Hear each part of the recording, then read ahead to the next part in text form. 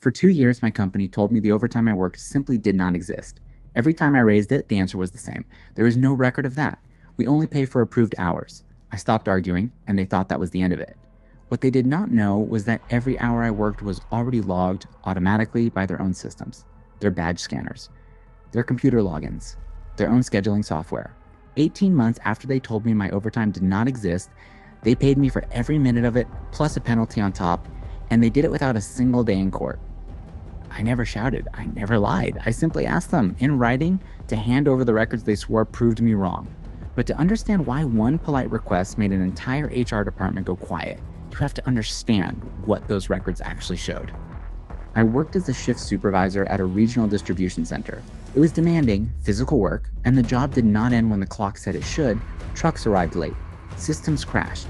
Someone had to stay until the last pallet was accounted for, and that someone was almost always me.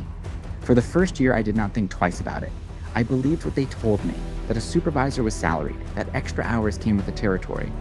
But I noticed something my coworkers did not. I noticed that I was staying 2, sometimes 3 hours past my shift, several nights a week, and that none of it ever showed up on my pay. So I did what I always do when something feels off. I started writing it down, not to start a fight, just to understand what was really happening to my time.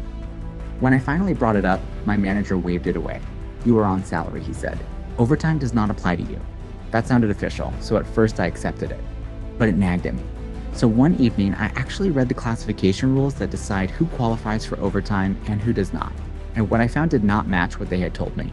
The rules do not care what your title is. They care what you actually do, how you are paid, and how much. And by those rules, my job, hourly duties, no real authority over hiring or firing, did not fit the exception they were claiming. In other words, the company had labeled me a way that conveniently let them skip my overtime, and that label did not hold up. I did not say a word. I just kept building my file, and I started saving every shred of evidence that showed when I actually clocked in and out. Around this time, we got a new HR director. Let's call her Karen. Karen's entire reputation was built on cutting labor costs, and she treated every dollar paid to an employee as a personal failure. When I sent a calm email asking for a review of my hours, she replied within minutes, "There is no record of unapproved overtime. We do not pay for hours we did not authorize. Case closed." She was so confident, so quick to shut the door, that she made a critical mistake. She put it in writing. She created a clear, dated statement from the company saying, in effect, that no records of my extra hours existed and that any hours I worked without approval would not be paid. I read that email 3 times, and then I saved it in 4 places, because I already knew something Karen did not. The records absolutely existed. The company created them every single day, automatically, whether anyone approved them or not. Here's what Karen forgot. A modern workplace records almost everything, quietly, all day long. My badge logged the exact second I entered the building and the exact second I left. My computer recorded every login and logout. The warehouse management system timestamped every task I closed out, including the ones at 11 at night. The security system knew when the doors were locked and by whom. None of these systems cared about approval. They just recorded the truth. For 2 years, while the company insisted my overtime did not exist, it had been building an airtight case against itself, one timestamp at a time. All of that data belonged to a story, and the story was simple. I was in that building, working hundreds of hours beyond what they paid me for. I did not have to prove those hours with my word. I could prove them with the company's own machines. I just had to get my hands on the data legally, and I knew exactly how. I did not threaten anyone. I did not post anything online. I have watched people ruin a winnable case by getting loud too early, and I was not going to make that mistake. Instead, I got precise. I wrote down every category of record that could show my real hours, badge logs, login history, task timestamps, shift schedules. Then I quietly documented my own side too. My personal notes of when I stayed late. Text to my family saying I would be home after midnight. Photos with timestamps of the loading dock at the end of a long night. I was assembling 2 versions of the same truth, mine and the company's, knowing that when I laid them side by side, they would match almost perfectly. And a match like that, between an employee's notes and the company's own automated systems, is the kind of evidence that makes lawyers on the other side very nervous. Then I made one appointment that changed everything. I took everything to an employment attorney. I laid out Karen's email first, the one that said no records existed. Then I laid out my list of every system that had been recording my hours all along. The attorney read it, leaned back, and almost smiled. She explained something that most employees never learn until it is too late.